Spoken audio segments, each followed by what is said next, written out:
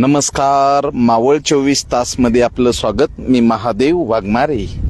मावळ तालुक्यातील तळेगाव दाभाडे नगर परिषद हद्दीतील गाव तळे, या गाव तळ्यामध्ये मोठ्या प्रमाणात जलपर्णी साठलेली आहे। जलपर्णीचं मैदान तयार झालेलं आहे आणि या ठिकाणी तळेगाव दाभाडे नगर परिषदेच्या वतीनं जलपर्णी काढण्याचं काम जोरदार सुरू आहे। पण जलपर्णी होणार नाही यासाठी तळेगाव दाभाडे नगर परिषदेने या गाव तळ्यामध्ये जे दूषित सांडपाणी मिसळलं जाते यावर काही कारवाई करताना दिसत नाही। जलचरांचा श्वास गुदमरतोय। या जलपर्णीमुळे परिसरामध्ये मोठ्या प्रमाणात डासांचं, मच्छरांचं उच्छाद आहे। मच्छर मोठ्या प्रमाणात असल्यामुळे डेंगू आसन, मलेरिया आसन याची रुग्णांमध्ये वाढ झालेली आहे। या तळ्याच्या बाजूला उभं राहिल्यानंतर एकदम तीव्र दुर्गंधी युक्त आता वास येतोय। जे बगळे आहेत या ठिकाणी या तळ्यामधले मासे वगैरे पकडून खात आहेत। तळेगाव दाभाडे नगर परिषदेमध्ये 2 तलाव आहेत। एक ठेशन भागामध्ये जे MACBच्या जवळ आहे आणि या ठिकाणी असणारा हा गाव तळे।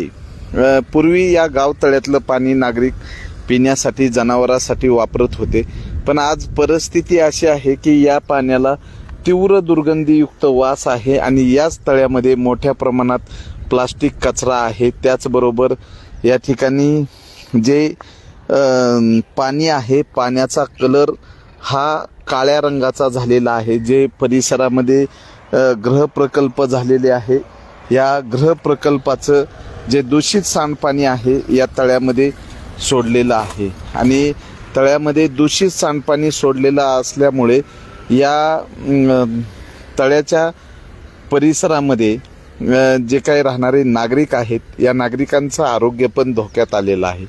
जलपर्णी काढण्यासाठी या ठिकाणी पोकल्यांच्या साह्याने या ठिकाणी जलपर्णी काढण्याचं काम सुरू आहे। जलपर्णीचा मोठ्या प्रमाणात ढीग लागलेला आहे आणि या दूषित पाण्यात जर पुन्हा जलपर्णीचं एकही रोप मध्ये पडलं तर मोठ्या जोमाने पुन्हा जलपर्णी होते।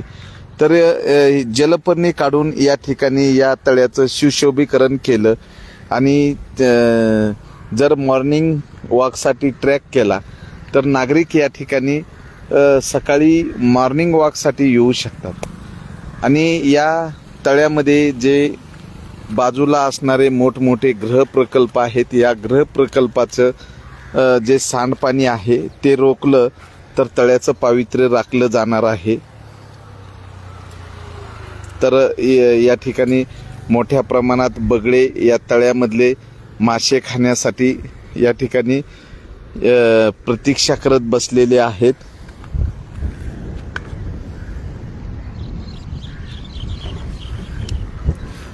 तर तळेगाव दाभाडे नगर परिषदेचे मुख्य अधिकारी विजयकुमार सरनाईक यांनी तळ्यामधली जलपर्णी काढण्यासाठी सुरुवात केलेली आहे। पण या तळ्यामध्ये जलपर्णी होणार नाही, या तळ्याचं पावित्र्य राखलं जाणार यासाठी विजयकुमार सरनाईक साहेबांनी जे काही गृहप्रकल्पाचं जे दूषित सांडपाणी या तळ्यामध्ये बिनधास्तपणे राजरोसपणे सोडण्यात येते ते रोखणं काळाची गरज आहे आणि या ठिकाणी जलपर्णी काढण्यावर जो खर्च केला जातो तोच खर्च जर दूषित पाणी तळ्यामध्ये न येण्यासाठी जर केला तर जलपर्णी येणार नाही आणि जलपर्णीचं स्तोम जर या ठिकाणी नाही माजलं तर इथलं पाणी स्वच्छ राहणार आहे। तर लवकरात लवकर या तळ्याचं सुशोभीकरण करून या तळ्याचं पावित्र्य राखण्यासाठी तळेगाव दाभाडे नगर परिषदेच्या वतीनं पावलं उचलली पाहिजे। या तळ्यामध्ये थर्माकोल आहे, प्लास्टिक आहे, बिअरच्या दारूच्या बाटल्यामध्ये टाकलेले आहेत आणि यामुळं या ठिकाणी जे जलपर्णी आहे ही जलपर्णीची थर वाढतच आहेत। त्यामुळं लवकरात लवकर ही जलपर्णी काढून या ठिकाणी जे सांडपाणी, दूषित सांडपाणी जे तळ्यामध्ये सोडण्यात येत आहे ते लवकरात लवकर रोखणं काळाची गरज आहे। केवळ जलपर्णी काढून जलपर्णी काढल्यानंतर त्या जलपर्णीचं पुढे काय करायचं, हा पण तळेगाव दाभाडे नगर परिषदेसमोर प्रश्न आहे. जलपर्णी काढली, पण तळ्याचं पाणी हे पूर्वीसारखं शुद्ध ठेवण्यासाठी काय उपाययोजना तळेगाव दाभाडे नगर परिषदेच्या वतीनं करण्यात येणार आहे, याकडे नागरिकांचं लक्ष लागलेलं आहे. एकीकडे जलपर्णीचं हे मैदान आहे, या मैदानावर सर्व कावळे आहेत, बगळे आहेत, वेगवेगळ्या जातीचे पक्षी या ठिकाणी मासे पकडण्यासाठी आलेले आहेत आणि या तळ्याचं सुशोभीकरण आणि तळ्यामध्ये जे भिंतीचे काही दगड खचलेले आहेत, याचे जर बांधकाम केलं तर हे तळं चांगलं सुशोभित झालं तर तळेगावच्या सौंदर्यामध्ये भर पडणार आहे. पण या जलपर्णीमुळं या तळ्याच्या परिसरातील नागरिक हे त्रस्त झालेले आहेत, कारण सर्वात जास्त या ठिकाणी मच्छरांचा प्रादुर्भाव आहे आणि या पाण्याचा तीव्र दुर्गंधीयुक्त वास येत असल्यामुळे नागरिक या तळ्याचं पावित्र्य राखण्यासाठी नगर परिषदेकडे याचना करीत आहेत. तर बघूयात मुख्य अधिकारी विजयकुमार सरनाईक काय या तळ्याची जलपर्णी काढतात, पण पुन्हा जलपर्णी होऊ नये यासाठी काय उपाययोजना करणार आहेत, याकडे लक्ष लागलेलं आहे. मावळ 24 तास प्रतिनिधी महादेव वाघमारे, धन्यवाद.